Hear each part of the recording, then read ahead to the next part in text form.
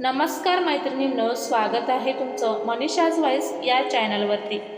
आज आपण श्रावणी सोमवारची कहाणी ऐकणार आहोत। कहाणी शेवटपर्यंत ऐका आणि जर कहाणी आवडली तर व्हिडिओला लाईक आणि चॅनलला जरूर सबस्क्राईब करा। चला तर मग सुरू करूया। आटपाट नगर होतं। तिथं एक राजा होता। त्याला 4 बायका होत्या। राजानं एकेकीला एक काम वाटून दिलं। पहिलीला दूध दुभत्याचं काम सांगितलं, दुसरीला स्वयंपाकाचं सांगितलं, तिसरीला मुलाबाळांचं सांगितलं, चौथीला आपली सेवा कराव्यास सांगितली। अशी कामं वाटून दिली। असं बरेच दिवस चाललं। पुढं बायकात भांडणं लागली। एक म्हणे, तूच का मुलाबाळांचं करावं, दूध दुभत्यांचं का करू नये। दुसरी म्हणे, हिनंच का राजाची सेवा करावी आणि आम्ही का करू नये। तिसरी म्हणे, मीच का स्वयंपाकीन बाई व्हावे। अशी आपली चौघींची भांडणं लागली। हे एके दिवशी राजाच्या कानी गेलं। राजाचं मन उद्विग्न झालं, मुख चिंताक्रांत झालं। तसाच उठला, कचेरीत गेला। इतक्यात तिथं वशिष्ठ ऋषी आले। राजानं त्यांना नमस्कार केला, बसायला आसन दिले। वशिष्ठांनी राजाचं तोंड पाहिलं, चिंताक्रांत दिसलं। वशिष्ठांनी कारण पोचलं। राजानं सांगितलं।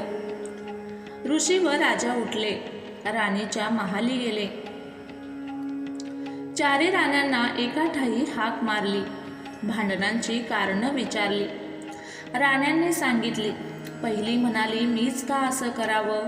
दुसरी म्हणाली, मीच का असं करावं। अशी आपली चौघींनी कारणं सांगितली। राजा म्हणाला, मला आपली ह्यांना हीच कामं सांगावीशी वाटतात। तेव्हा वशिष्ठांनी अंतदृष्टी लावली, भांडणांचं कारण शोधून काढलं। नंतर ते पहिल्या राणीकडे वळले। तिला म्हणाले, अगं तुला दूध दुभत्याचं काम सांगितलं आहे ना। ती म्हणाली, हो। तर मग ऐक आता, तू आदल्या जन्मी गाय होतीस, रानात नेहमी चरत असीस। तिथं जवळच एक शिवलिंग होतं। भर 2 प्रहारी त्याजवर तू दुधाच्या धारा धरीस, त्याजवर अभिषेक करीस। त्यामुळे तुला हा जन्म आला, राजाची राणी झालीस। पण गेल्या जन्मीचं व्रत अपुरं राहिलं, ते पुरं व्हावं म्हणून शंकरानं ही आज्ञा राजाला केली।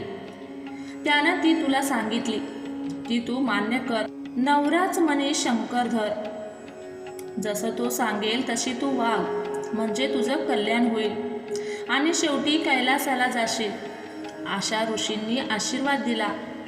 राणीनं त्यांना नमस्कार केला, भांडण सोडून दिलं, सुखा समाधानानं वागू लागले। पुढं काय झालं। ऋषी दुसऱ्या राणीकडे वळले। तिला विचारलं, तू का गं भांडतेस। ती म्हणाली, मीच का स्वयंपाकीन व्हावं, ह्याचं मला कारण सांगा। ऋषींनी अंतर्ध्यान लावलं, कारण शोधून काढलं। ते म्हणाले, बाई आदल्या जन्मी तू एक गरीब ब्राह्मणाची बायको होतीस, कोरानं मागत असीस। तेव्हा दर सोमवारी उपास करीस, भिक्षेला जास, 5च घरी कोरानं मागस, त्यांचा स्वयंपाक करून महादेवाला नैवेद्य दाखवीस। ही भक्ती देवाला आवडली, त्यानं तुला राजाची राणी केली। राजानं तुला हे काम लावून दिलं, ते तू मान्य कर। सगळ्यांना जेवू घाल, सगळ्यांचाच आत्मा थंड कर, म्हणजे तुझं व्रत पुरं होईल। मनोभावे राजाची सेवा कर, म्हणजे ती शंकरास पावेल आणि ती तुला कैलास लाभेल। असा तिला आशीर्वाद दिला। राणीनं ऐकलं व ती सुखा समाधानानं वागू लागली। पुढं ऋषी तिसऱ्या राणीकडे वळाले, भांडणाचं कारण विचारलं। राणीनं सांगितलं। ऋषींनी अंतर्ध्यान लावले, पूर्वजन्मीची हकीकत जाणली। राणीला म्हणाले, आदल्या जन्मी तू वानरीण होतीस, दर सोमवारी चांगली फळं शंकराला अर्पण करीस, स्वतः आपण उपास करीस, असा तुझा नेम असे। म्हणून तुला देवानं राजाची राणी केली। तू दिलेल्या फळाची देवानं तुला मुलं दिली। राजानं ती तुला सांभाळायला लावली, ती तू आनंदाने सांभाळ, सुखानं वाग, ह्यातच तुझं कल्याण होईल, तुला शंकर प्रसन्न होईल। असा तिला आशीर्वाद दिला। राणीनं नमस्कार केला व सुखानं वागू लागली। पुढं काय झालं? ऋषी चौथ्या राणीकडे वळले. तिला भांडणाचं कारण विचारलं. तिनं सांगितलं. ऋषी म्हणाले, आदल्या जन्मी तू घार होतीस. आभाळात तू उडत होतीस. त्याच्या खाली एक शिवलिंग होतं. भर 2 प्रहरी तू त्याच्यावर छाया धरीस, म्हणून तुला शंकर प्रसन्न झाले. त्यानं राजाची राणी केली आणि छप्पर पलंगावर बसवली. असं त्यानं तुला सुख दिलं. तसं तू राजाला दे, म्हणजे तुझं कल्याण होईल, असा आशीर्वाद दिला.